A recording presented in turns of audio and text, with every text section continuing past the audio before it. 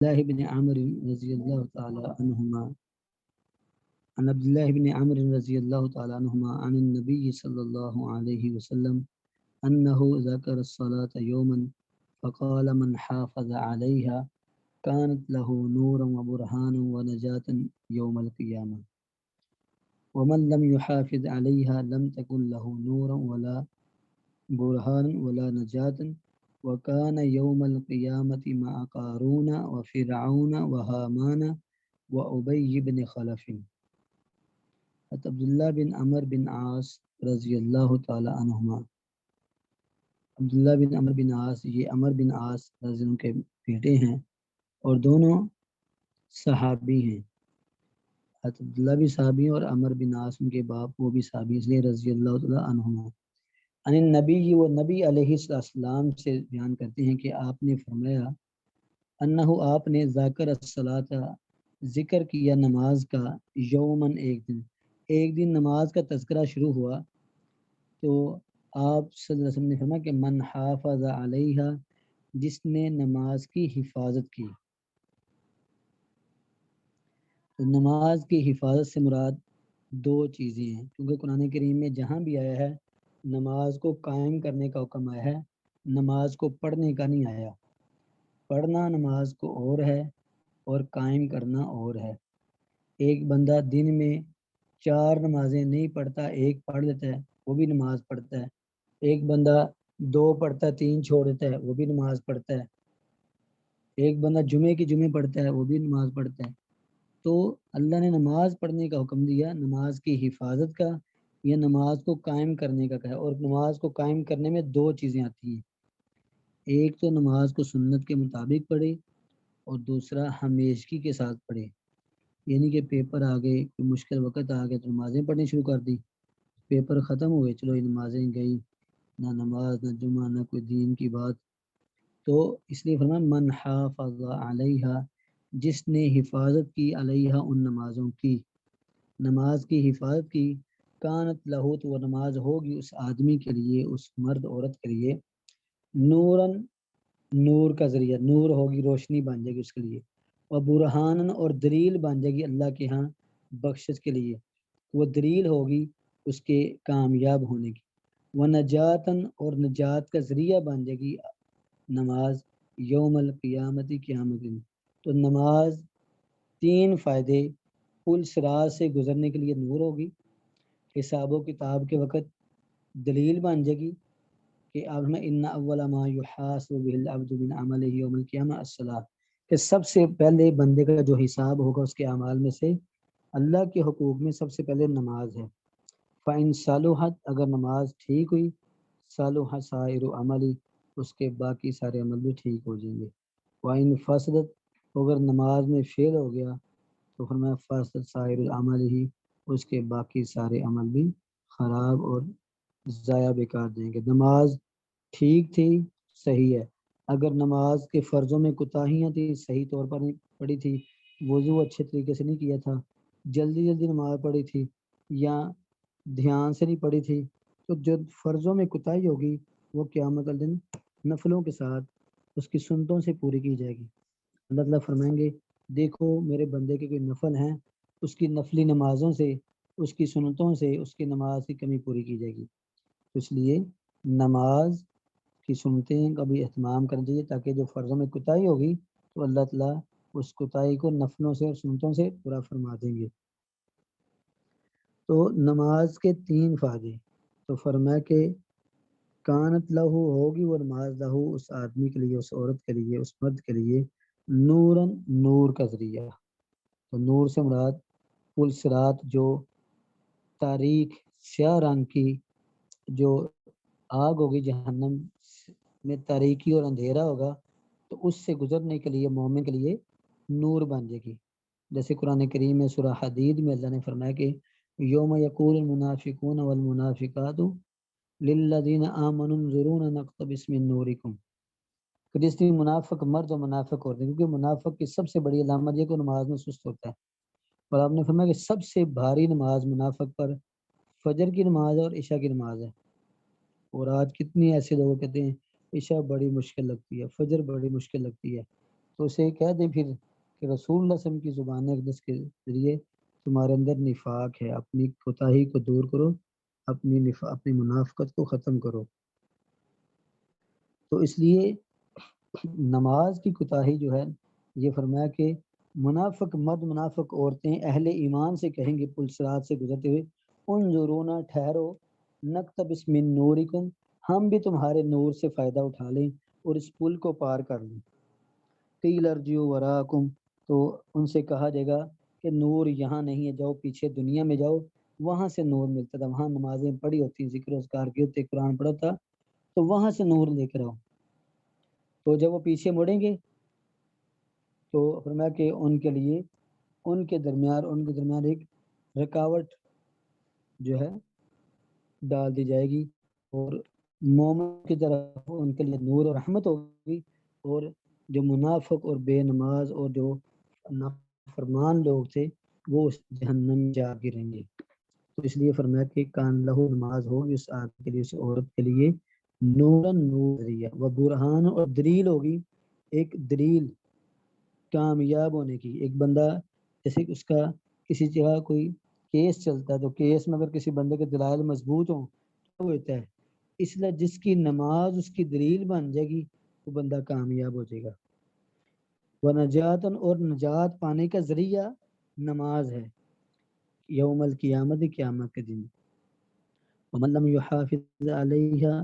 اور جو نماز کی حفاظت نہیں کرتا، یعنی سنت کے مطابق نہیں پڑھتا، یا لگاتار ساری نماز نہیں پڑھتا، کچھ پڑھتا ہے کچھ چھوڑتا ہے، تو فرمایا لم تکن لہو، نہیں وہ ہوگی نماز اس آدمی کے لیے، اس عورت کے لیے، نورن، نہ نور ہوگی، ولا برہان، نہ دلیل بن سکے گی،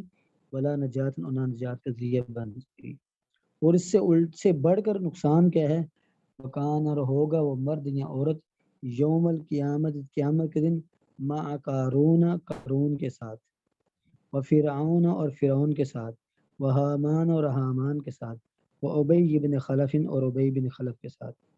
قارون یہ وہ شخص تھا جس کو دنیا کے خزانے دیے گئے تھے، مال و دولت کی فراوانی تھی۔ تو اس کی مثال بیان کرنے کا، اس کا نام ذکر کرنے کا مقصد جو اہل علم نے بیان کیا وہ یہ ہے کہ اگر کسی بندے کو اس کی تجارت، اس کی روپیہ پیسہ، اس کا بزنس نماز سے روکتا ہے تو قیامت والے دن اس کا حشر قارون کے ساتھ ہوگا۔ وفرعون، اور فرعون وہ شخص جس نے اپنے آپ کو رب سمجھ لیا، تکبر کرنے والا اور اللہ کے حکموں کو حقیر سمجھنے والا، جو آواز اذان سنی انسنی کر دے، اور اللہ کی باتوں کو تو صرف آپ کو گیا ہے، اللہ کی نعمتوں کا انکاری ہو گیا، تو اس کا حشر قیامت دن فرعون کے ساتھ ہوگا۔ وہ حامان، اور حامان یہ فرعون کا سیکرٹری تھا، اس کا مشیر خاص تھا، جیسے قرآن کریم آتا ہے کہ یا حامان ابن لی سرحن لعلی ابلغ الاسباب اسباب السماوات،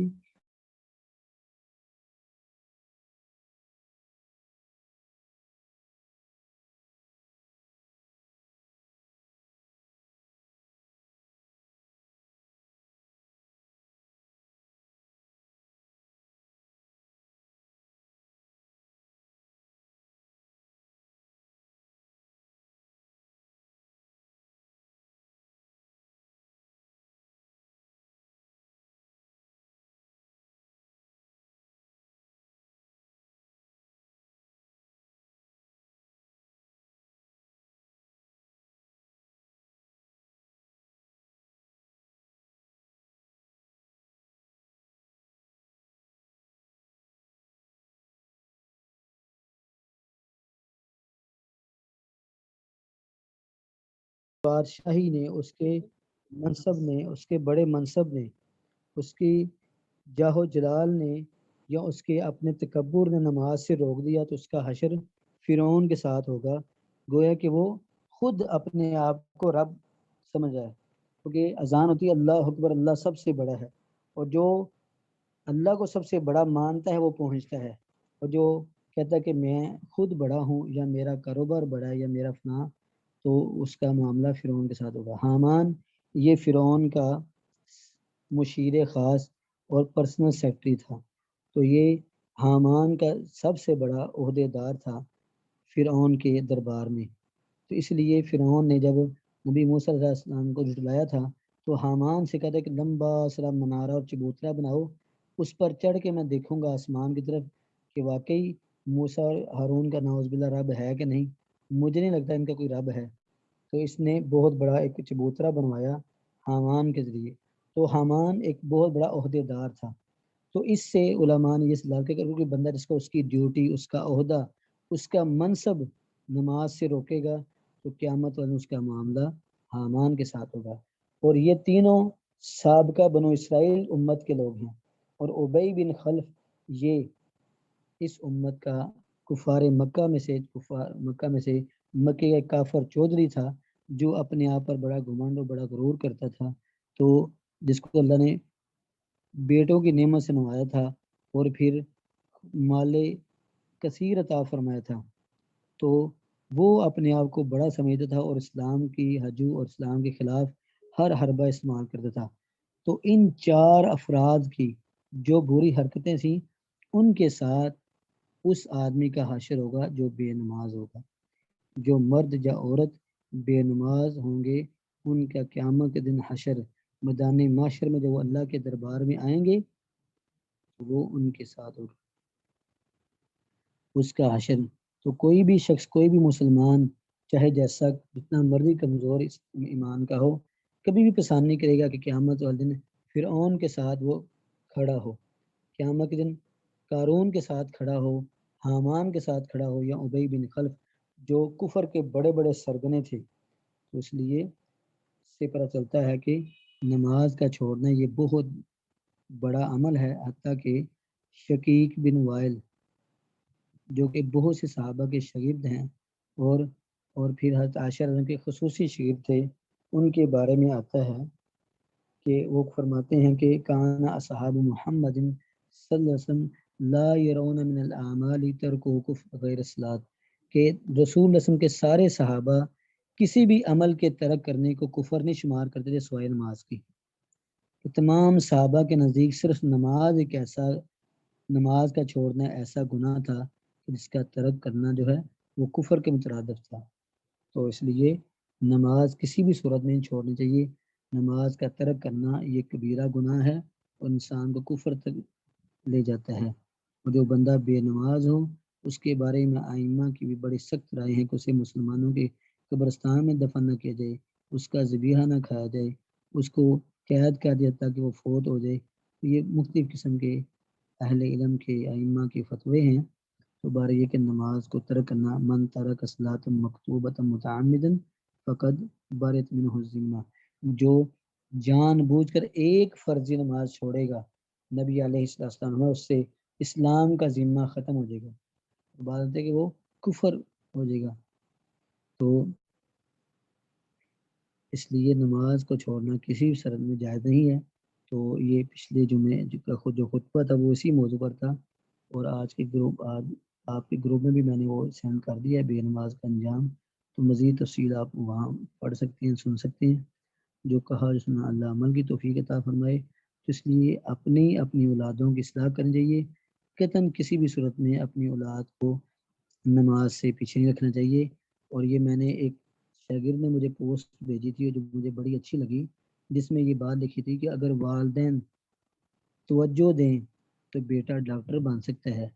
تو اگر والدین توجہ دیں تو بیٹا نمازی نہیں بن سکتا۔ اگر والدین کی توجہ اور خاص ان کی رہنمائی ہو تو بیٹا ڈاکٹر بن سکتا ہے۔ تو اگر اولاد پر خاص توجہ دی جائے، خاص ان کی تربیت کی جائے تو انشاءاللہ وہ نمازی بھی بن سکتی ہیں۔ اس لیے اللہ ہمیں